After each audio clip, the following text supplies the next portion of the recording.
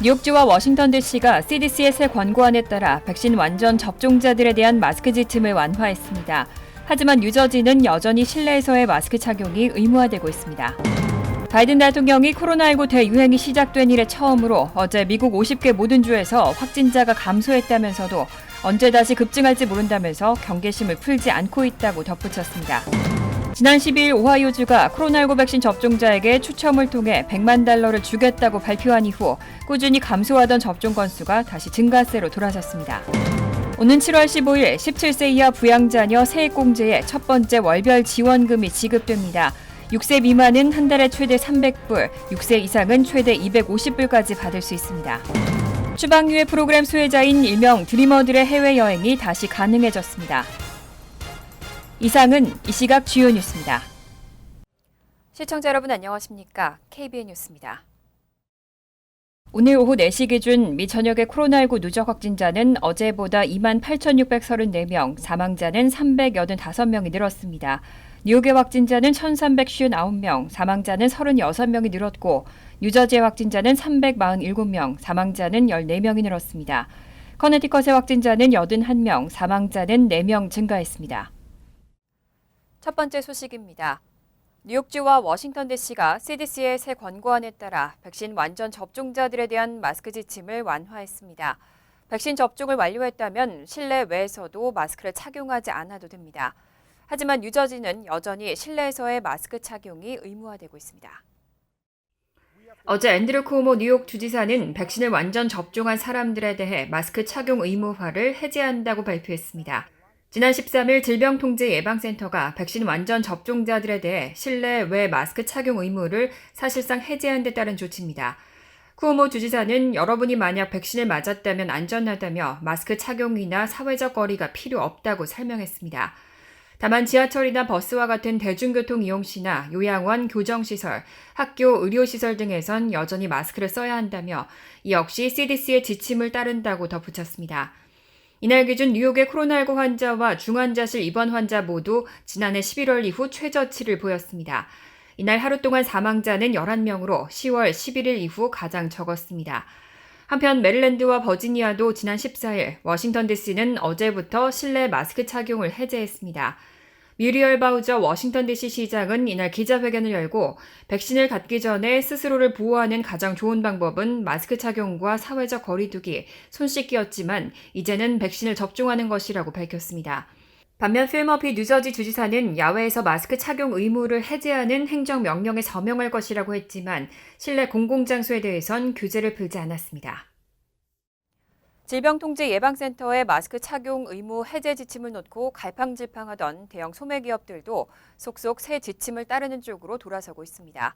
CVS와 타겟, 트레이더조와 월마트 등 대형 업체들이 백신 접종을 한 고객들은 마스크를 쓰지 않아도 된다고 밝혔습니다.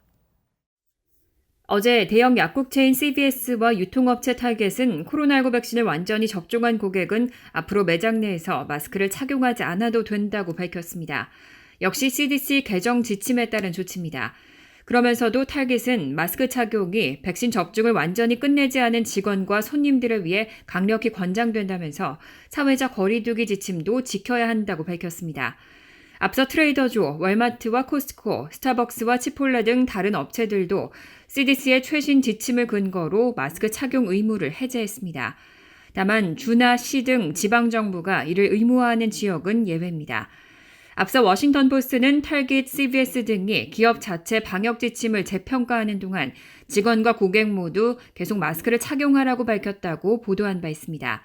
하지만 이후 사흘 만인 어제 CDC 새 지침에 발맞춘 결정을 발표했습니다. 다만 고객의 접종 여부를 기업이 어떻게 판단할지는 불분명합니다. 이와 관련해 트레이더조 대변인은 백신 접종 증명서를 요구하지는 않을 예정이라고 밝혔습니다. 어제 바이든 대통령은 코로나19 대유행이 시작된 이래 미국 50개 주 모든 주에서 확진자가 처음으로 감소했다고 밝혔습니다. 하지만 언제 다시 급증이 시작될지 모른다면서 경계심을 풀지 않고 있다고 덧붙였습니다. 바이든 대통령은 어제 백악관 연설에서 코로나19 대유행이 시작된 이래 처음으로 하루 확진자가 50개 모든 주에서 감소했다며 코로나19 사망자가 81%까지 줄었고 지난해 4월 이후 최저 수준이라고 말했습니다. 질병통제예방센터에 따르면 지난 15일 기준으로 미국에서 코로나19 신규 확진자는 2만 8천여 명으로 감소했습니다. 어제의 미 전역 코로나19 신규 확진자 수는 2만 5천여 명으로 줄었고 15일 기준 일주일 평균은 3만 1천여 명이었습니다. 사상 최고치를 기록했던 지난 1월 8일 31만 2천여 명의 10분의 1 아래로 확진자 수가 대폭 줄어든 겁니다.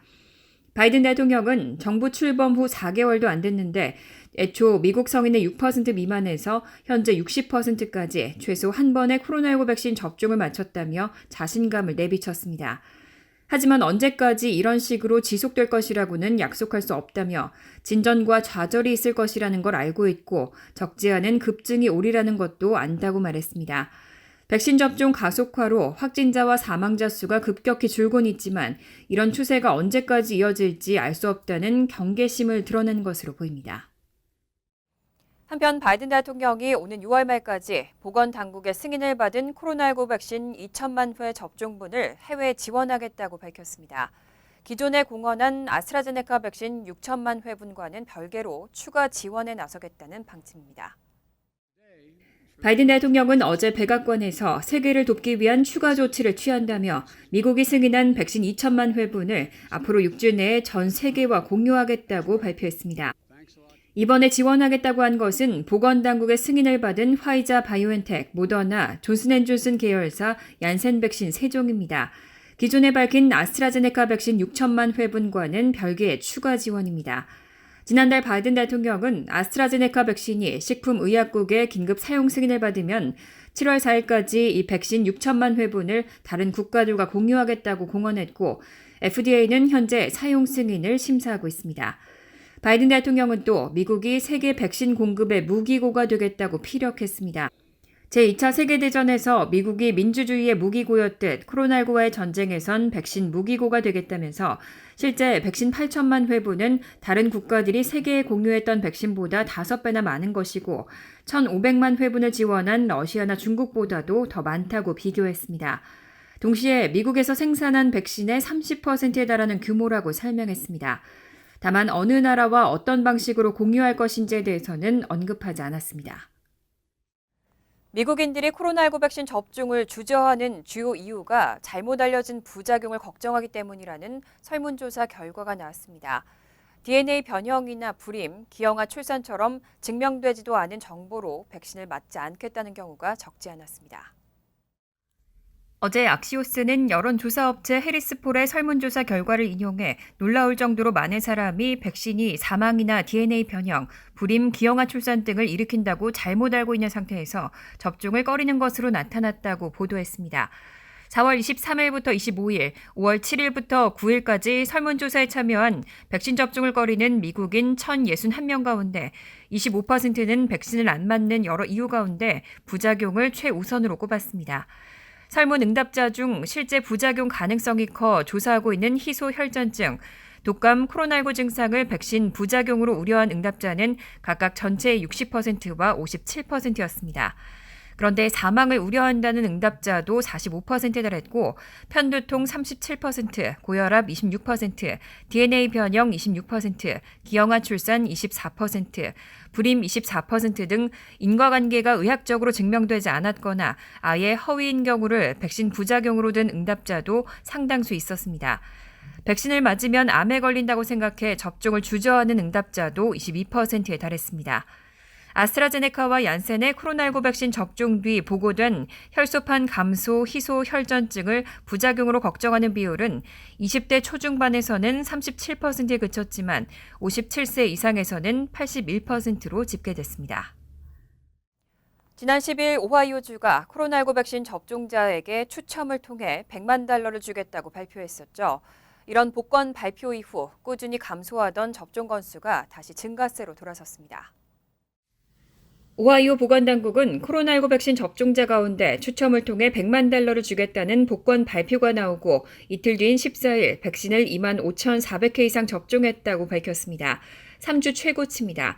특히 30세에서 74세 주민들의 접종 건수는 몇 주 동안 꾸준히 감소하다가 6% 증가했습니다. 스테파니 맥클라우드 주 보건국장은 대중 인지도와 관심을 높이겠다는 목표를 달성했을 뿐 아니라 특정 연령대에서 다시 접종 증가세가 나타나고 있다고 말했습니다. 미국 소아과 학회 오하이오 지부 최고 경영자 멀리사 웨비 아놀드는 이 숫자에 매우 고무됐다며 그간 오하이오는 30세에서 74세 접종을 두고 고군분투해왔다고 밝혔습니다. 지난 10일 마이크 드와인 오하이오 주지사는 백신을 적어도 1회 접종받은 18세 이상 주민을 대상으로 5명을 추첨해 각각 $100만 주고 12세에서 17세를 대상으로는 4년 전액 장학금 혜택을 제공하겠다고 발표한 바 있습니다. 당첨자는 26일부터 매주 수요일 5주 연속으로 발표됩니다. 오는 7월 15일 17세 이하 부양자녀 세액공제의 첫 번째 월별 지원금이 지급됩니다. 6세 미만은 한 달에 최대 300불, 6세 이상은 최대 250불까지 받을 수 있습니다. 어제 백악관은 보도자료를 통해 부양자녀 세액공제 확대에 따른 월별 지원금이 오는 7월부터 매월 15일마다 지급된다고 발표했습니다. 이번 조치는 지난 3월 시행된 코로나19 구제한 미국 구조법에 따른 것으로 대상자는 약 3,900만 가구에 이를 것으로 알려졌습니다. 부양자녀 세액공제는 기존 자녀 1명당 $2,000에서 6세 미만 자녀 1명당 $3,600, 6세에서 17세 자녀 1명당 $3,000로 확대됐습니다. 매달 지급되는 금액은 6세 미만은 1인당 최대 $300, 6세에서 17세는 최대 $250가 됩니다. 전액을 받을 수 있는 소득 기준은 2020년 조정 총소득 기준 개인 $75,000, 부부 합산 $150,000까지로 소득이 이보다 많을 경우는 감액됩니다. 세액공제의 절반은 오는 7월부터 12일까지 월별로 분할 지급되고 나머지 절반은 내년에 할 2021년 소득세 신고 때 받게 됩니다. 어제 국세청은 월별 지급금이 매월 15일에 전달되지만 주말이나 공휴일에 해당할 경우 다음 날 지급된다고 전했습니다. 한편 바이든 행정부는 연방의회에 차일드 텍스 크레딧안을 2025년까지 연장해달라고 요청한 상태입니다. 추방 유예 프로그램 수혜자인 일명 드리머들의 해외여행이 다시 가능해졌습니다. 바이든 행정부를 상대로 해외여행을 허가해달라고 집단 소송을 제기한 드리머들이 여행 허가서를 발급받은 것으로 알려졌습니다. 이번 소송 결과에 따라 앞으로 드리머들은 여행 허가서를 승인받으면 재입국에 대한 불안감 없이 해외 유학이나 연수는 물론 여행을 다녀올 수 있게 됐습니다. 앞서 K스케이트 롱비치 출신의 미리암 델가도 등 84명의 드리머들은 다카 수혜자의 여행 허가서를 신속히 발급해달라고 요청하는 행정소송을 지난 4월 26일 LA 연방법원에 접수한 바 있습니다. 오바마 행정부가 2012년 도입한 다카 프로그램은 수혜자들에게 노동 허가증을 발급해 합법적으로 취업하거나 해외여행을 할 수 있도록 허용했고 당시 여행 허가증을 발급받은 수혜자는 4만 6천 명에 달했습니다. 하지만 트럼프 대통령이 취임한 후 프로그램을 폐지하면서 노동 허가증과 노동 허가증 발급은 전면 중단됐습니다. 연방 대법원이 2020년 프로그램 복원을 명령했지만 이민 서비스국이 코로나19 팬데믹 등을 이유로 필요한 서류를 제때 발급하지 않았었고 때문에 드리머들은 재입국에 대한 불안감에 미국을 떠나지 못했습니다. 이민법 전문가들은 이번 판결로 이민 서비스국이 드리머들에게 시민권을 발급하는 구제안도 해결될 수 있을지 주목하고 있습니다. 국토안보부가 미 전역을 대상으로 테러 위험 경보를 발표했습니다. 주 뉴욕 총영사관도 재외국민과 동포들에게 안전에 특별히 유의해달라고 당부했습니다. 지난 14일 국토안보부는 성명을 발표하고 미 전역이 점점 복잡해지고 불안정해지는 위협에 직면하고 있다고 전하면서 테러 위험 경보를 발표했습니다. 또 이런 위협 요인으로 국내 테러리스트뿐만 아니라 해외의 테러 조직과 그로부터 영향을 받은 위협 세력 등을 열거했습니다. 국토안보부에 따르면 코로나19 팬데믹 이후 국제폭력 조직이나 극단주의 그룹 등이 소셜미디어나 온라인을 통한 조직화를 이용해 음모론이나 허위 정보를 지속적으로 확산시키고 있는 것으로 알려졌습니다.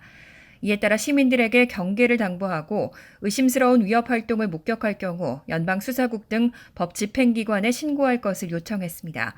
이 경보는 오는 8월 13일까지 유효합니다. 한편 이번 국토안보부의 테러 위협 경고 발령에 따라 같은 날 주 뉴욕 총영사관도 재외국민 및 동포들에게 안전에 특별히 유의할 것을 당부했습니다. 또 피해가 발생하면 911 신고와 함께 주 뉴욕 총영사관으로 연락해달라고 당부했습니다.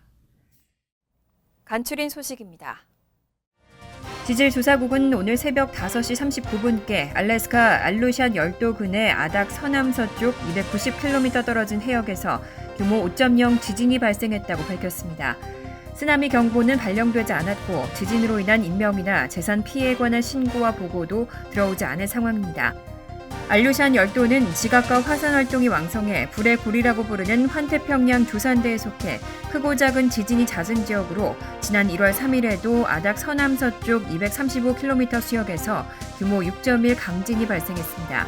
1월 25일에는 알래스카주 코르도바 남서쪽 38km 지점에서 규모 5.0 지진이 있었습니다. 앤드류 쿠오모 뉴욕 주지사는 어제부터 맨하탄 125가역과 퀸즈 서핀 블러바드, 아처 에비뉴, JFK 공항, 롱알랜드 레일로드, 힉스빌역 등 3곳에 임시 백신 접종소를 설치하고 운영에 들어간다고 밝혔습니다. 이들 접종소에서는 예약 없이 선착순으로 매일 300명에게 백신을 접종합니다.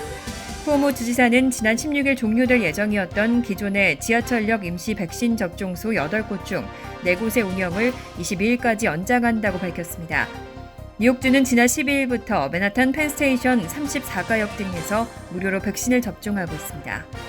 뉴저지주 보건국이 발표한 보고서에 따르면 2020년 한 해 동안 뉴저지주에서 33명이 안락사를 선택했습니다. 뉴저지는 지난 2019년 8월부터 안락사가 합법화됐고 이후 2019년 12명, 2020년 33명이 안락사를 선택했습니다. 지난해 안락사를 선택한 이들 중에 73%에 해당하는 24명이 암 투병 중이었고 안락사를 선택한 이들의 연령대는 36세부터 90세까지 다양했지만 55세 이상이 95%를 차지했습니다. 인종별로는 94%인 31명이 백인이었고 남성이 21명으로 여성 12명보다 많았습니다. 나소 카운티가 코로나19로 큰 타격을 입은 지역 경제를 활성화하기 위한 방안으로 주택 소유주들에게 가구당 $375씩을 지원합니다. 대상은 재산세 감면 프로그램인 베이직 스타와 인핸스드 스타를 적용받고 있는 주민으로 나소 카운티 30만 주택 소유주들입니다. 카운티 정부는 연방정부에서 지난 3월 승인받은 코로나19 지원금 3억 8천만 달러 가운데 올해 2억 달러를 지원받을 것으로 예상하고 있어 이 중 절반인 1억 달러를 주민들에게 실질적인 도움을 주기 위해 현금으로 지원하는 것이라고 밝혔습니다. 환율과 증권 소식입니다.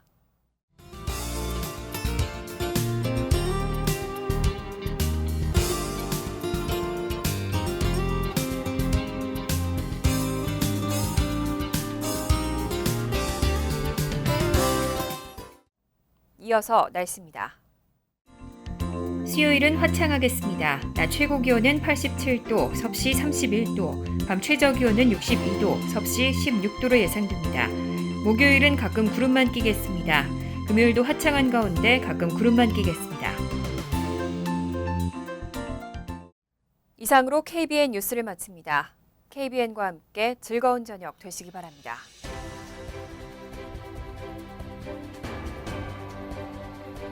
미 동부 최대 한인방송 KBN이 제작하는 KBN 뉴스는 웹사이트 mykbn.com 그리고 유튜브와 페이스북에서 다시 보실 수 있습니다. 좋아요, 구독, 알림 설정은 뉴스 제작에 큰 도움이 됩니다.